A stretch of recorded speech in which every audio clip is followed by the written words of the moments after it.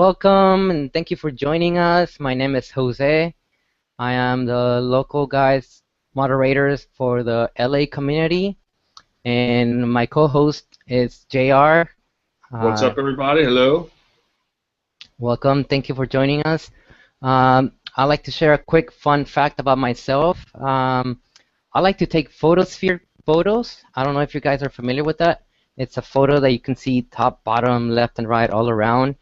And then you can view it with Google Cardboard and has some really cool views. How about yourself, JR? Hey, I'm JR Curley. I'm a local guide. I'm checking out Jose's awesome photospheres over here, too. Nice work, man. Thank you. Thank you. I guess my fun fact about LA, cool thing, and people hear about this all the time, is that I've surfed and snowboarded on the same day. So surf at the beach, get in the car, drive, go to the mountain, snowboard at the mountain, and what's really amazing is on a clear day you can actually see where you came from. It's only 25 miles away or so. It's literally right there, which is pretty amazing. So fun fact. Yeah. And let's Traci here as well.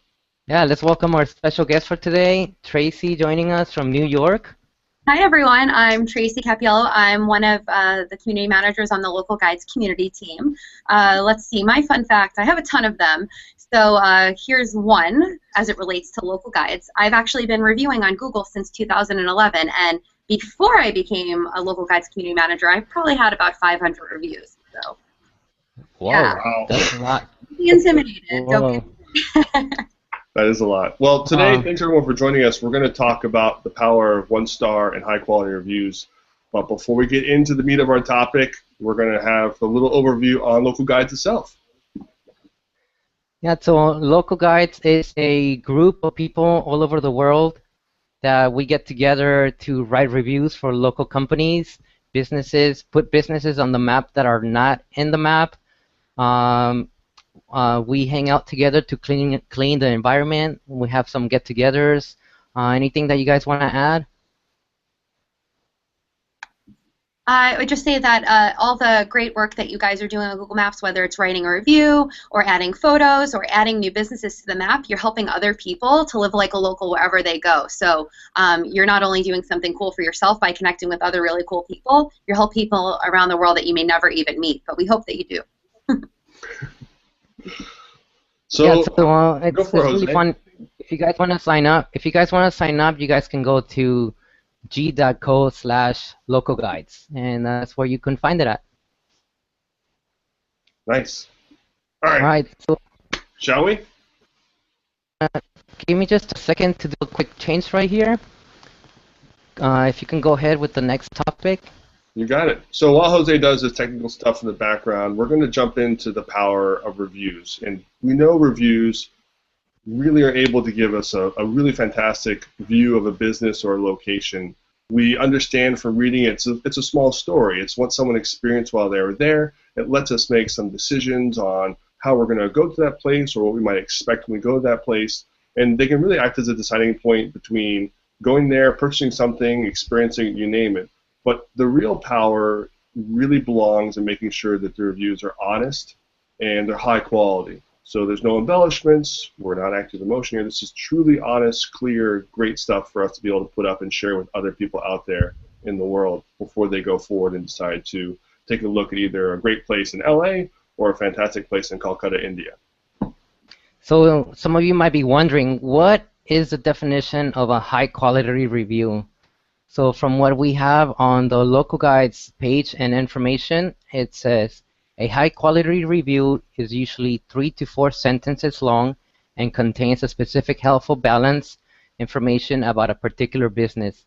So you want to make sure that you write something that's very informative and not just something really short like this place sucks and that's all. Just be mindful and be honest about your experience. Traci, do you have anything that you can add to that? Sure, yeah, and just as you said, just because a review is short doesn't mean it's not helpful. So again, if you're going to say this is like the worst place ever, provide constructive feedback on that because you want to be a good person, a good patron, and helping other people. So always put yourselves in the shoes of whoever is going to be reading your review, or and that whether that's another person in Calcutta, great example, or if it's a business owner. So, will Pizza's Good help distinguish your, I don't know, local mom and pop shop against a local pizza, a national pizza chain? Probably not. So Yeah. just be as specific as possible. I think we've all kind of read reviews, and you're like, okay, but that doesn't tell me what I'm about to spend my hard-earned money on. Right, because sometimes I come across reviews that just say, this place has great Wi-Fi, but doesn't tell us about much of anything else. I want to know what the place looks like, if it's like a cozy place, or if it has like metal chairs that hurt your butt or something. I Or don't just know. Just sure. Do they have like what kind of shoes do they sell? It's super yeah, helpful. What are the yeah. prices like? Yeah, for sure. And So if you, I was gonna just wanted to add in that I visit sometimes I do visit a lot of like chains, and that's uh okay. Each of them are unique in some way.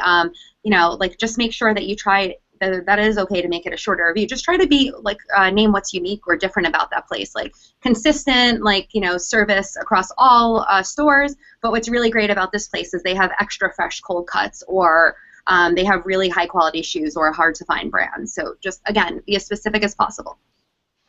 yeah, so we actually have on two examples of a one-star reviews that we're gonna share. JR, do you have those ready for us? I do, so let me take a few seconds to pop one up on the screen. And as I do this, really going back to the fact that these reviews are honest, clear, open reviews.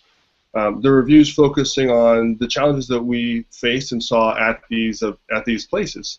And unfortunately, it was the differentiators. But the good part about having an honest review is when you read through these, you can actually understand that there are places for improvement, and the business is able to look at this and either respond or understand what can we change to make the experience better or worse when it comes to changing things for the forthcoming customers. So I think that, Jose, this may be yours. Yes, yes. I went to this business to get some breakfast, and the information that I found on the maps details, it said that they open at 7. However, when I got there around 7:10, they were still closed and nowhere near ready to open.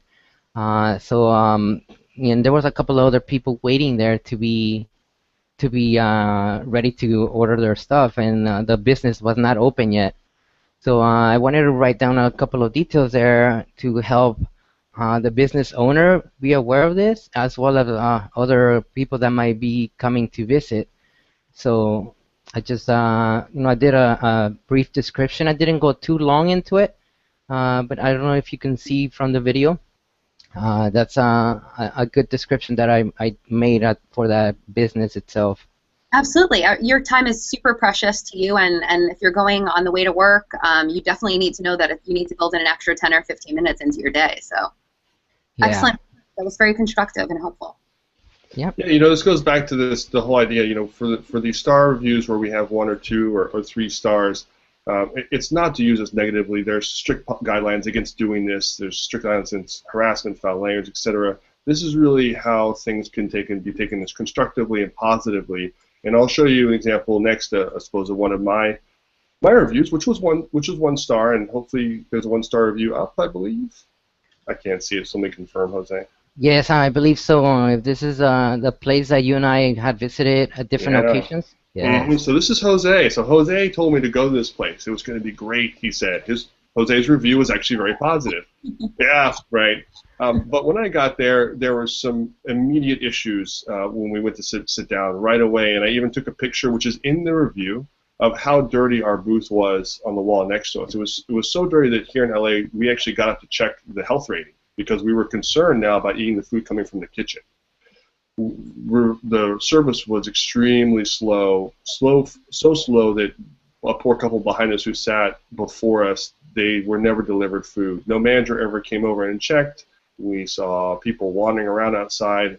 Wait staff were talking to friends coming in and hanging out and having a good time, but no one was coming to talk to us, to check on us.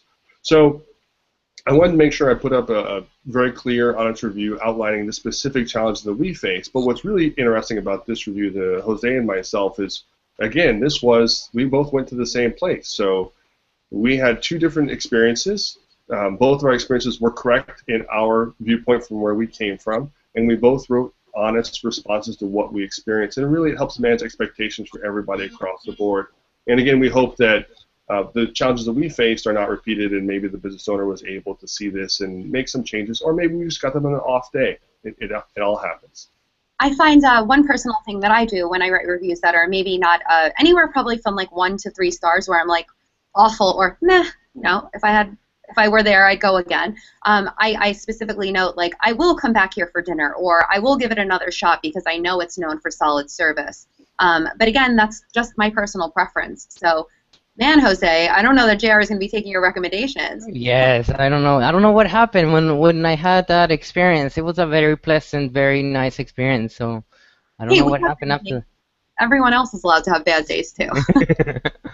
So the whole point of this high quality reviews is to learn that we gotta write honest and detailed information that's gonna help other people make a decision of how to visit a business, or maybe they might not like the business, or who knows, maybe it's a very popular one. So it's always good to write a very detailed description, like we were mentioning earlier, not just to say the pizza's good, to say why the pizza's good or why the location itself is good, and go from there. Just write your honest, true opinion about the experience. I think those are all the thoughts that I have at the moment. Do you guys want to add anything else? Well, I want to say, going back to what Traci said, which was really stellar, is that putting some information there to help the business or give some direction and let the business know that you do want to come back and you do want to experience the place again. But here's just some ideas that might be helpful, because my assumption would be is most people's experience is not a unique experience. There's probably an issue that it's a trend. So catching that early and helping voice other people's opinions is always fantastic. It's just the fact that the high quality reviews are the most helpful. When I go to look at a place and read those reviews, I'm relying on fellow local guides and fellow local people out there to help me make what's a very important decision to me.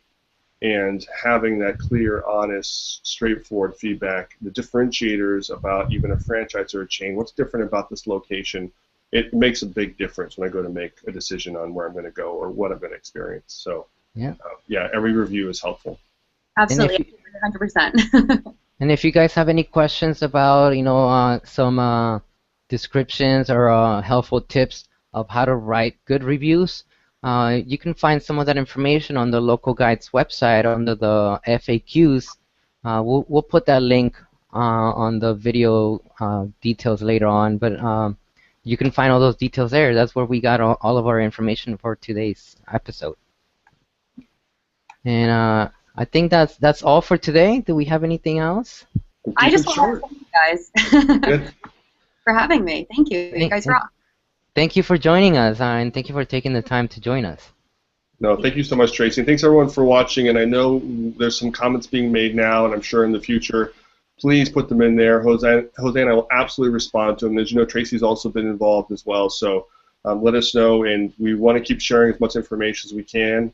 Looking forward to some more of these topics coming up in the near future, but thanks for joining us and tuning in.